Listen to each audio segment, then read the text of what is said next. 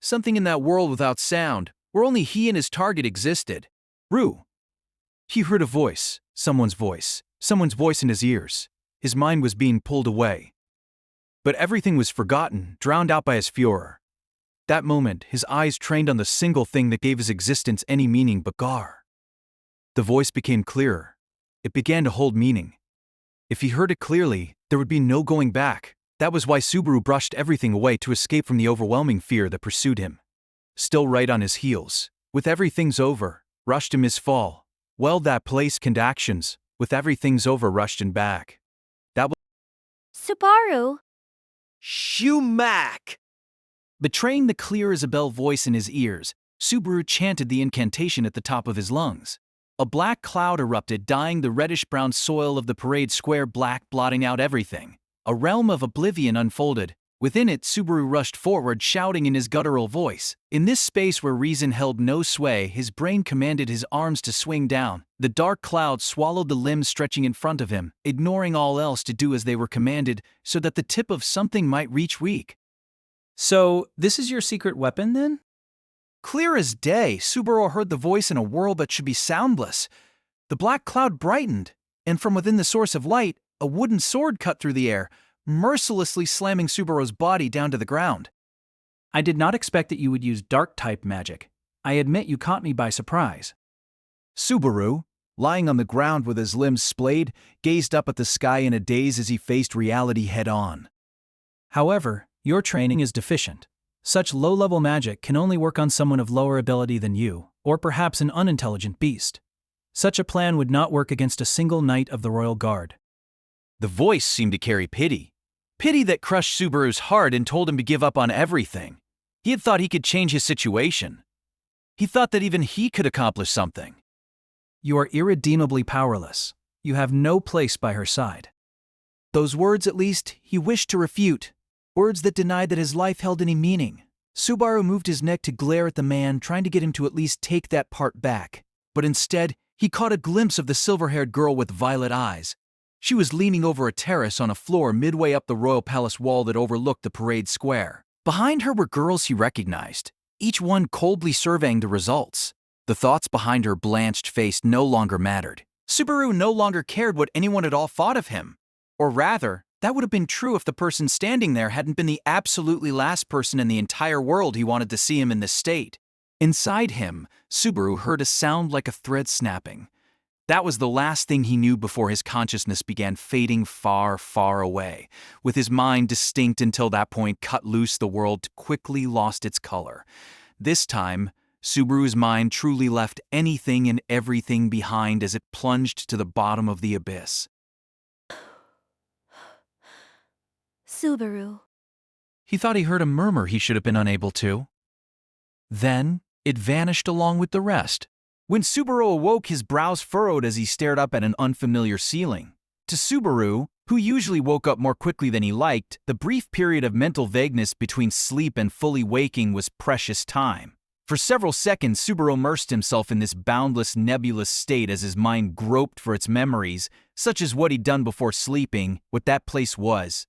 Subaru felt his temple throb painfully. That ache brought everything rushing back. I remember. He remembered the disgrace he had endured before he ended up where he slept.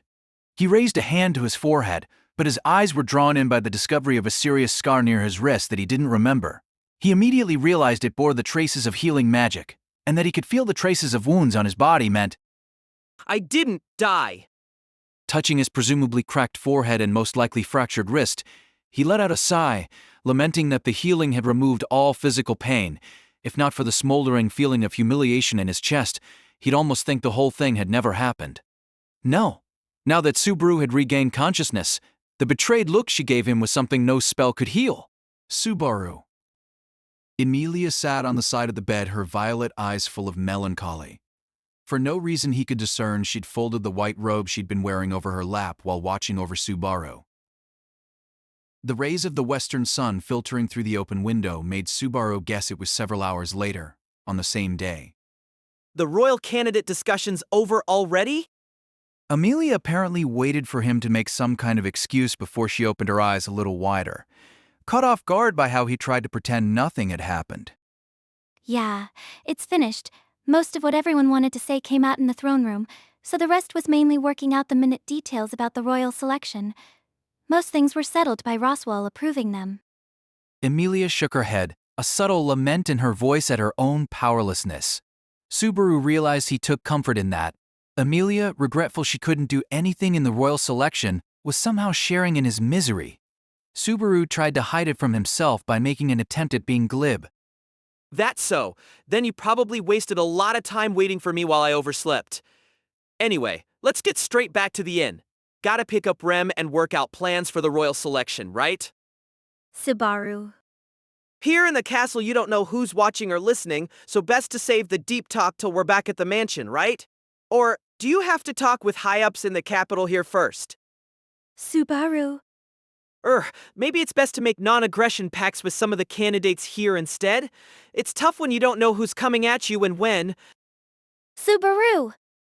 Emilia sharply shouted Subaru down amid his rambling, cutting off his excuses. He turned his averted gaze back toward her. She spoke to him quietly but gravely, not be swayed.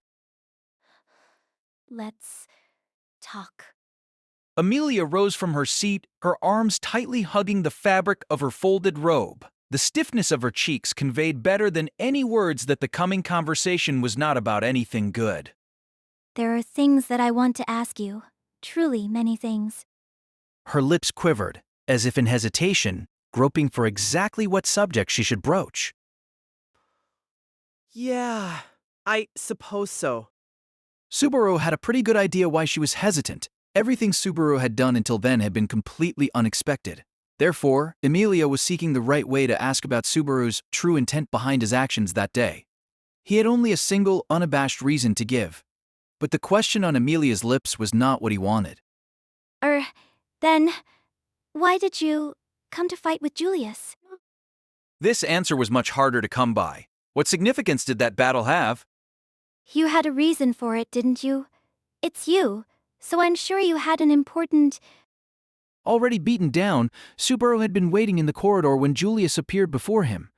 When Julius invited him to the parade square, Subaru immediately deemed it would be payback for the rudeness he had shown in the throne room. He certainly tried to appreciate the difference in the power Julius wielded compared to him. He knew from the start he had no chance of victory, and yet Subaru had taken the wooden sword challenged him to the hopeless battle, and had been pounded into the dirt. Why did he do all that? The answer was, I wanted payback.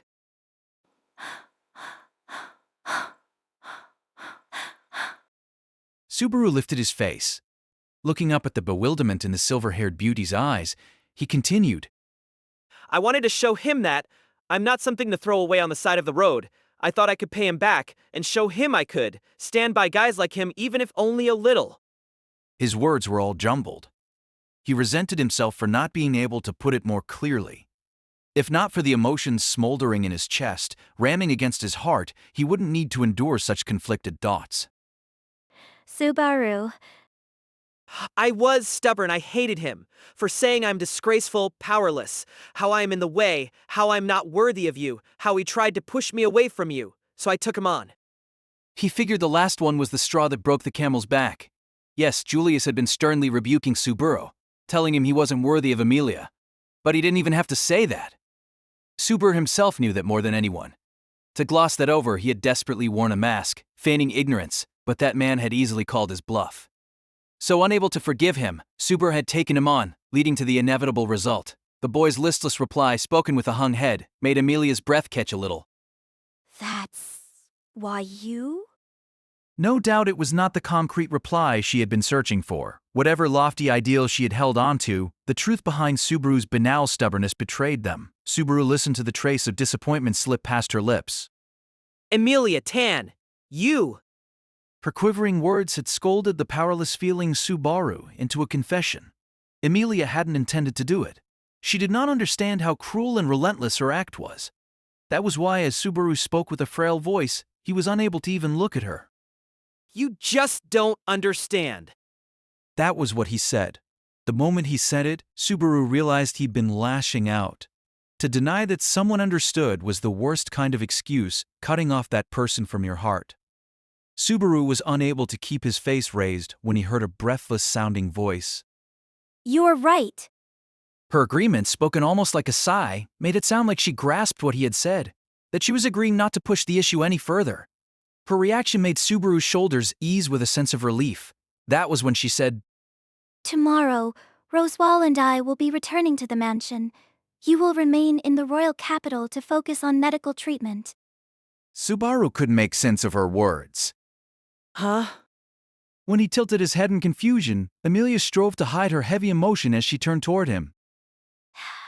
That's what we agreed to in the first place. Yes, you came to the royal capital so that your depleted gate can be healed. Ferris agreed, so you will be healed by him, then recuperate. Wait a minute. While staying in the capital, you will be in Ferris's, or rather, Lady Crush of the House of Karsten's care. Rem will be staying with you, so you won't need to worry about a thing. Subaru, realizing that his intent had been completely missed, called out to her in a desperate voice. I said wait! His fingertips immediately reached out, taking hold of her sleeve as if that would stop her from pulling away. Why are you all of a sudden... In reply to Subaru's frail voice, Emilia looked away as she said, You push yourself too far when you're around me. Don't you? Subaru held his breath at her words. Emilia's expression was unreadable. He strained, trying to get her to look at him. You don't have to put it like that. I'm not wrong. Am I? It was like that when we first met, and like that at the mansion, and it was like that today. All of it's because you were together with me, wasn't it? Her way of speaking was thick with discontent. Faced with negativity and cynicism that was all too out of character for Emilia, Subaru could only shake his head. That's not what I was trying to say. I just did those things because I wanted to give you something. For me? When she echoed his words back, Subaru sent a determined nod back her way. He had earnestly struggled against destiny for Emilia's sake, and hers alone. It was that feeling, above all others, that he wanted her to understand. That was why the next words out of her mouth left Subaru in complete shock. It was all for your own benefit, wasn't it? Beyond the silence, Subaru's brain was a complete blank. He didn't know what to say. He didn't know what he wanted to say. I just wanted to give you sadness, suffering, regret, anger, sorrow. I want to give you happiness. I want to help you get what you desire. I want to protect you from everything that makes you sad. Those were the pure feelings I had for Emilia that formed the foundation of my every deed. I had acted in the belief that my efforts would convey my feelings stronger than any words. But that had been my conceited assumption made without any consideration for other people's feelings. The dazed Subaru yelped in surprise at the sudden impact of soft fabric on his face. When he immediately pulled the material away, he realized it was the white robe with an embroidered hawk that Emilia had been holding in her hands and that she had struck him with it. But he couldn't associate Emilia with such a violent action. Even if he accepted that, logically, Emilia had thrown it at him. He could not emotionally accept it. After all, the Emilia Subaru knew was always kind, filled with motherly affection, and, though she was not consciously aware of her own stubborn streak, she was a soft-hearted girl who couldn't stop helping others if she tried. Why, then? Emilia's violet gaze quivered with a wave of emotions. Her face was tense as she bit her lip, which seemed to tremble from fierce emotion. He'd never seen either before. Neither her expression nor her gaze fit the girl he knew whatsoever. Yet both were aimed at him, of all people. He understood how out of place the sentiment was, but he thought that she was beautiful. Like this. The wave of emotions turned to tears that filled her purple eyes. Stop lying about doing all these things for my sake. With a small shake of her head, she seemed to be venting about every last thing eating at her. Coming to the castle, fighting with Julius, using magic. You're saying it was all for me? I didn't ask you for any of those things. All I wanted was for you to do the things I asked you to do. Hey, do you remember what I asked? Hearing her reject his actions so clearly froze Subaru's mind with terror. That was why he couldn't produce an answer to her question from within his jumbled head. With Subaru unable to answer, Emilia firmly closed her eyes. I asked you to stay at the inn with Rem and wait. Using any more magic would be very bad for you, so I asked you not to use magic. He remembered that she'd used the word please for both. Both times Emilia had strongly urged him to behave out of concern for his health. But Subaru had trampled on her words each time based on his own selfish delusions. Somewhere deep down inside, he had thought of things so frivolously, as if good results would always let him smooth over his broken promises. But as a result, Subaru had not only disregarded her pleas, but didn't have a single proper thing to show for it. Indeed, he'd only disgraced himself and held her back. But even so, he at least wanted her to understand that the underlying motivations were genuine. I'm sorry I didn't listen to you. I'm really, really sorry. But you're wrong. I didn't do them for my sake. But Subaru's tongue cramped like it had gone numb, rejecting his efforts to put feelings into words. As he flailed for words, Emilia stared at him with sadness. His words were unforgivably selfish. He never should have said them. Emilia, don't you believe me? Someone who had just denied that she could understand him had no right to say any of it. I want to believe you. I want to believe you. Subaru. She sounded like she wanted to cry. She might have already been crying. But Subaru didn't have the courage to find out. He couldn't bring himself to look at her even though she might be in tears, even though he might have been the reason why she was in such a state. Subaru had continued running forward trying to avoid that, but at the most critical moment, Subaru Natsuki her emotions exploded. I wanted to believe you, but you're the one who stopped me, Subaru. Though she had sometimes lost her calm and logical demeanor to anger before, this was the first time he had seen her cast him aside, like shackles on her emotions. Freed of those restraints, Emilia poured her overflowing feelings into words. You didn't uphold a single promise, did you, Subaru? You promised, but you broke them all like they were nothing and ended up here, didn't you? He trampled on the promises they made together, in other words, her trust. His claim, that he had done it all for her, was moral justification that only held meaning for Subaru himself. Emilia carried on, saying, You haven't kept your word, but then say you want me to trust you? However you ask, I can't do that. I can't. No, he wanted to cry out in a loud voice. But in reality, Subaru's trembling throat made no sound. His head felt as heavy as lead, too heavy to lift from its lowered face-down position. In front of the crying girl whose emotions he had toyed with, who sought an honest answer from him, Subaru chose to turn his back to her, and thus, continue to betray her. Hey, Subaru, why do you want to help me so much? It was surely the doubt nestled in Emilia's mind that kept her from asking many times before. Seeing Subaru running around covered with injuries, forcing himself to smile all the while, or watching him endure great pain and leap into the jaws of death, she must have entertained those doubts for some time. Thus, it was inevitable she would press the issue now. If Emilia didn't let it all out there, if she kept her misgivings forever deep inside, not understanding why Subaru kept doing his utmost for her, it would only bring her more pain. The question was Emilia's final offer of salvation to Subaru. He had thought that, having so lightly treated his promises, there was nothing he could say that could reach her. But even so, she was asking him to honestly tell her. Why did I work myself to the bone for Emilia? Why had I tenaciously clung to her since arriving in that world? I want to do everything I can to help you because you saved me. I saved you? That's right. When he had been suddenly invited into another world, he was at a complete loss, not knowing right from left, with unavoidable violence threatening him. For all he knew, that world would have been the end of him. I don't think you understand how much you helped me.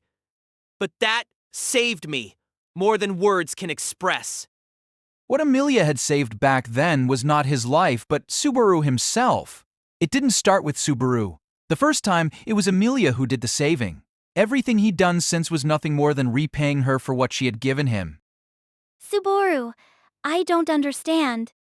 That can't be helped. But it's true. You saved me. That's why I tried to pay back the favor. But now it's not just that, were the words that should have followed, but Emilia exploded in emotion, her silver hair violently swaying as she shook her head, so the words never arrived.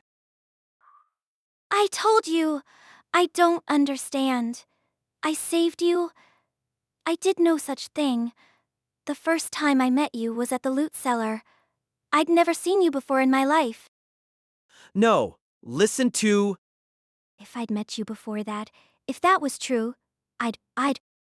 Burying her face in her hands, Emilia rejected Subaru. She would listen to him no longer. His words did not have the strength to stop her from fully retreating into her shell. He had no idea what kind of sore spot of hers he'd brushed up against. He didn't know, but he had to keep talking. That's why Subaru quickly pulled himself together and said, Maybe you don't understand, but listen to me anyway. It's the truth. The first time we met when I came to this world. Instantly, the scene ground to a halt, and Subaru realized he had brushed against the forbidden. This was the world where time was frozen and everything stopped. He could no longer hear even the furious beating of his heart. Emilia's voice, which he had heard until that very moment, grew distant. Even the high-pitched ringing sounds vanished without a trace as the world of silence beckoned. Subaru could not contain his anger both at himself and at the enforcing shadow with no respect for the mood. The shadow that inflicted unending pain upon Subaru when he spoke about his prode. After the warning from the halted world that he had nearly violated the taboo, time began to tick once more. With a thump, Subaru realized his entire body had broken out into cold sweat. By the whim of the shadow, he had not received a painful penalty. He remembered that. If he kept talking like he had just been about to, the shadow would mercilessly torture his heart in the frozen world.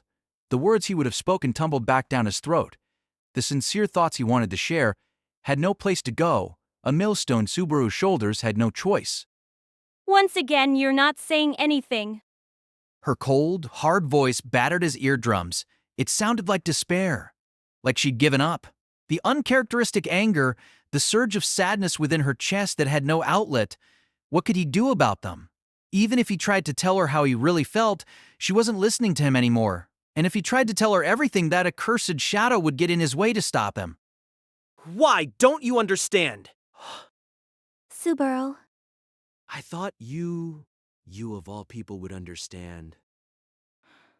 The me inside your head is really something, isn't she? That one sentence was filled with enough distance and isolation to make him cry. When Subaru lifted his face astounded, Emilia averted her eyes and faced away from him. He wondered whom the lonely smile that came over her lips was meant for, him or her. She continued. She understands it, all of it, without even having to ask. Your pain, your sadness, your anger. She feels all of them as her own.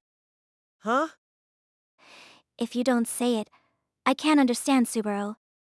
He'd been rejected. He'd been smashed to bits. His illusion crumbled into dust. The one thing he truly thought he could believe in since falling into that world vanished. He'd risked his life, endured the pain of being bitten all over, wiped away his tears and surpassed them, all to continue to protect the idol he had erected in his mind. And so, his arbitrary utopia, one that had never existed, crumbled without a sound. His lips quivered. His eyes were hot inside. His tongue was twitching. His heartbeats quivered. His eyes were hot inside Pattis. Everything I've done. He lifted up his face and met Emilia's violet eyes. They were filled only with sadness. When he saw his own face reflected there, it was truly pitiful and beyond salvation. He raised up his shrill voice in anger, so much that the room seemed to shake with it. You got this far because of me, didn't you? Like at the loot cellar when your crest got stolen. I saved you from that uber-dangerous serial killer. I put my body on the line, all because you're important to me. His fingertips trembled as they gripped the sheets. His nails dug into his palm and slowly drew blood. He continued, enumerating every deed to his credit that he could think of as he tried to chase after her shadow, far in the distance. Like at the mansion, I barely hung on there. My skull got cracked, my head went flying, but everyone in the village got saved anyway, didn't they? And things turned out the best way possible with Ram and Ram, I'm sure of it. That's because I was there, right?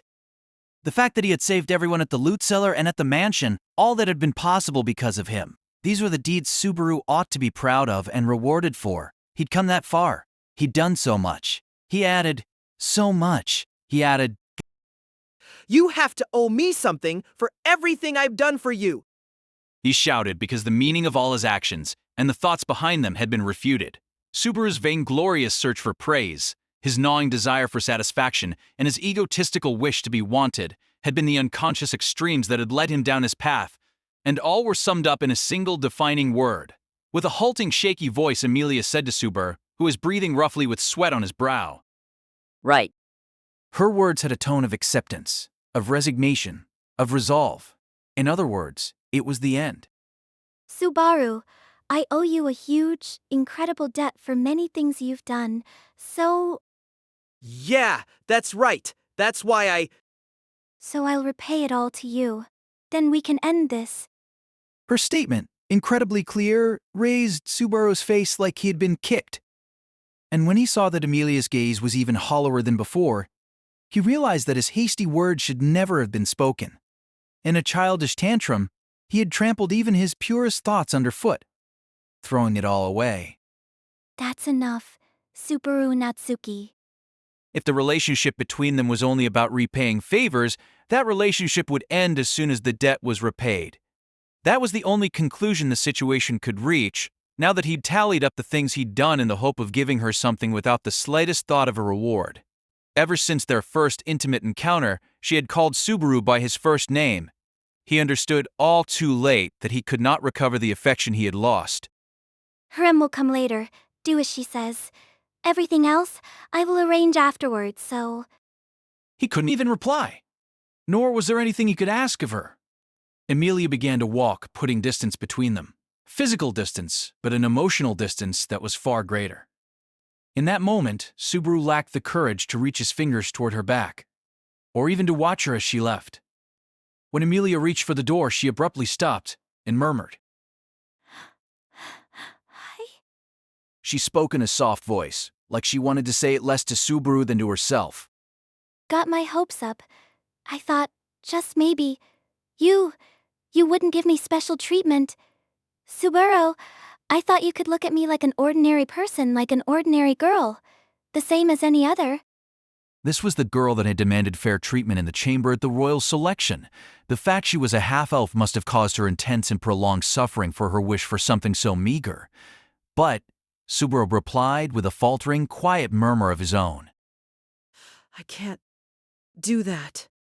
Emilia hadn't spoken as though she sought a response. Therefore, Subaru's own murmur was not a reply, but a statement for his own benefit. Mulling over Emilia's words, Subaru weakly and limply shook his head. even if you tossed out every other person in the whole world, I couldn't do that. I can't look at you the same as everyone else. I just can't. That, at least, was the unmistakable truth. The air became still again. Left alone in the room, Subaru curled up on top of the blankets, his gaze wandering. Abruptly, he pulled himself to the corner of the bed. He saw the robe that had fallen on the floor. He reached out, pulled it close, and embraced it. As he hugged it, he felt like a trace of human warmth remained in it when all others had vanished. Subaru squeezed it against his chest, as if trying to bind that warmth himself. That day, for the first time in that other world, Subaru Natsuki became truly alone. Exactly, and set it into Vex. Two men spoke in the darkness of a room untouched by the sun's rays. The space belonged to the captain of the guards in the knight's garrison, adjacent to the royal palace. Marcus was sitting at his official desk, with Julius standing ramrod straight in front of the table.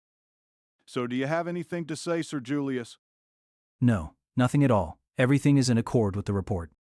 I could offer no complaint if you were to banish me from the Knights of the Royal Guard for my breach of conduct.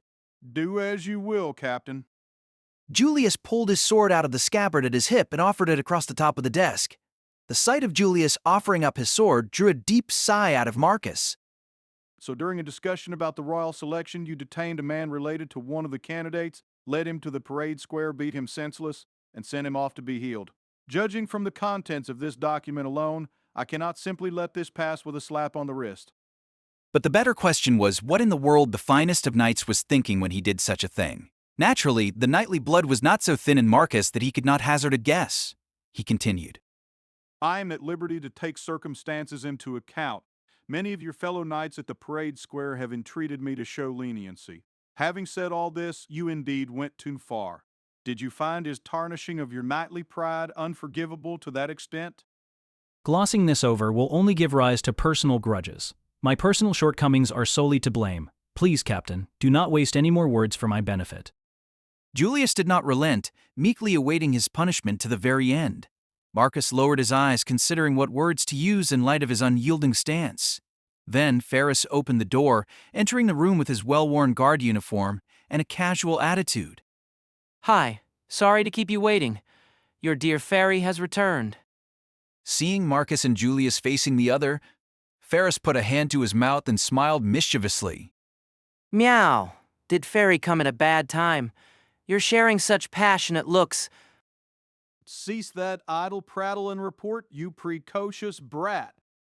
Oh. Captain, your true colors are showing. I suppose I should behave before my men the same as in public. Well, fine. Make your report. With Marcus shooing him off, Ferris stood right beside Julius. As per the captain's orders, fairy went all meowed healing Subaru. His wounds are closed, his bones mended, even his teeth have been restored. He'll be all right. Well done. You didn't miss anything? If fairy missed it, it couldn't be found in the first place. There's no problem with his body, though the same can't be said for his heart. Ferris's cat ears twitched as he shot Julius a teasing sidelong glance. You really are a softy, Julius. How many girls have you made swoon with that thoughtfulness and devotion? You're even making Fairy's heart flutter. I do not know what you speak of, Ferris. You don't need to keep playing tough. That girl with good instincts already noticed, and it still worked wonders on the guy who didn't. So why worry? Or maybe dear Fairy comes off as an airhead who won't notice what Julius and the captain are thinking. When Julius held his silence, Ferris's eyes narrowed in even greater delight. Tee-hee, you're so cut when you're quiet. But don't worry. Because you put him through so much torture, we don't need to worry about other people going after him that don't know how to stop. Ferris's teasing words dragged a faint smile out of Julius. Marcus, having listened to their conversation in silence, nodded, and indicated he understood Julius's decision. The young ones were no doubt on edge from how the brat's statement demeaned the knightly class. Being assigned to the Royal Guard means great skill with the sword and pride to match. The knight's discontent, created by Subaru's conduct at the Royal Selection Conference, had been in search of a place to explode. Had someone else run off and started a confrontation, the lad might well have lost his life for his insolence. So a knight had to smack Subaru around before that could happen. If it wasn't for Julius, Fairy might have had to take care of it. It's using the right person for the right job. We can't have you becoming his enemy when you have to heal him. Besides, it seemed more natural if I was the one to do it. I could also say I was confident that I could pull it off the best. It was no doubt correct to leave a weaker opponent to Julius's hands. Practice with your sword more often, why don't you? No! Swinging swords around makes you all sweaty and gives you calluses. Meow! Fairy could never show these pearly white palms to Lady Crush again. Marcus, seeing Ferris so casually brushing off his captain's commands, sighed with a resigned look. Sir Julius Jaculius, this is your punishment. For 5 days you are suspended from your duties and forbidden to enter the garrison or enter the royal palace. I shall retain your sword until that time is past. As you command. Julius, closing his eyes as if digesting the stated punishment, handed Marcus his knight's sword. Marcus, accepting the weapon that was the very symbol of his pride as a knight, quietly shook his head. Sorry, properly speaking, this was not a burden you should have had to bear. Captain, you always strive for the best possible outcome. The Knights of the Royal Guard were once disbanded, but today they boast the strongest and most gallant of men because of you. That's right. Fairy would never say this to anyone besides Lady Crush, but have more confidence in yourself, Captain. If you're going to say things like that, put on a proper man's clothes. Ferris shrugged his shoulders as if to say, that's the one order I'll never obey. Marcus laid Julius's sword on top of the table with care before sitting back down in his chair. The matter is concluded. There are other duties I must attend to. Dismissed. Marcus's formal words announced he had returned to his public persona.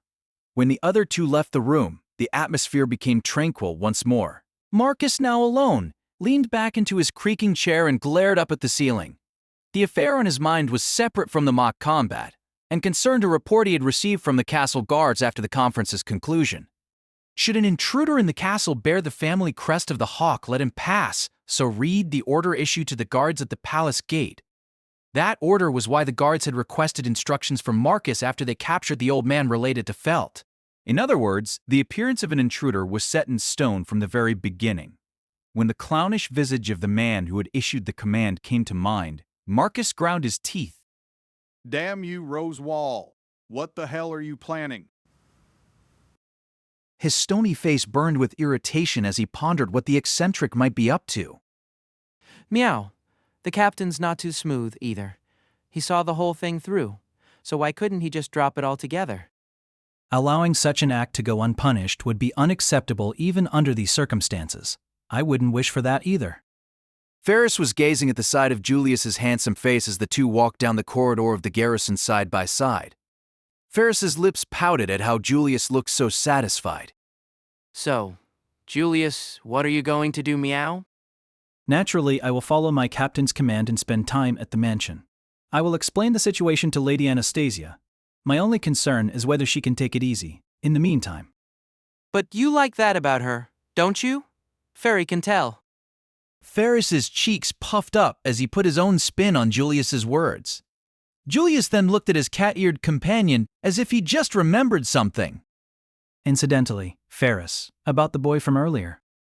Before the question was even fully posed, Ferris replied, all warmth draining from his lips. He's with Lady Emilia right now. After, he'll be staying at the Karsten mansion to convalesce.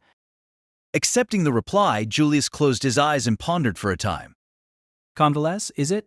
It would seem he has suffered an injury far graver than any seen from without. You didn't hear one word about that from your dear fairy. Ferris's behavior, however, made the situation clear as day. Julius could guess what had happened since handing Subaru over to Ferris. The wise young man soon arrived at his answer. It is truly in Lady Emilia's nature to cause pain in others. Are Mew thinking, even though she could live a much wiser life? No, that very nature is what allows her to live as nobly and beautifully as she does. I do not deign to wish her to change. Thus, all I can do is hope that she lives more righteously, more genuinely, without anything to be ashamed of. Julius lifted his face and resumed his walk. Ferris followed half a step behind, hands crossed behind his back, leaning his body forward as he looked up at Julius. Does that go for the boy, too? It goes for everyone, Ferris. It is for that very reason I wield a sword. He will probably break, if he was going to break. Breaking him then and there would be a mercy. But if, just if, all that was not enough to break him, then it would not be such a bad thing to trade swords with a fool full of idealism once more. Well, even if that's what you think, Julius Subaru might not want to do that again after the public beating you gave him. Hey. What is it? Lots of things came together to cause that duel, but he got on your nerves? Nuffed? A little, didn't he? With Ferris's words seeming meant to test him, Julius stopped and looked over. Ferris, you wound me. I am a knight. However imperfectly, that is the precept I live by. Julius, deeming his own conduct to have nothing to be ashamed of, looked straight at Ferris. As for an annoyance, perhaps he was that a little bit. Well, he got on Fairy's nerves quite a bit, Mew, no? The two exchanged laughs as if it was the funniest joke they'd ever shared. They finally arrived at the entrance to the garrison and shook hands. Well then, we must part. I deeply wish that you and your lord remain in good health. Lady Anastasia will probably complain, so good luck with that, Julius. You can just leave all the mopping up to Fairy. Ferris casually waved before turning his back and walking off. Julius watched from behind as his friend departed, and an enemy took his place. Lady Anastasia shall succeed as king. Nuh-uh. Lady Krush is the fittest for the throne. And so, the knights exchanged their declaration of war before returning to their respective masters. The rays of the setting sun poured down from the evening sky, dyeing all who dwelled in the royal capital equally red. In so many ways, the royal selection had now begun.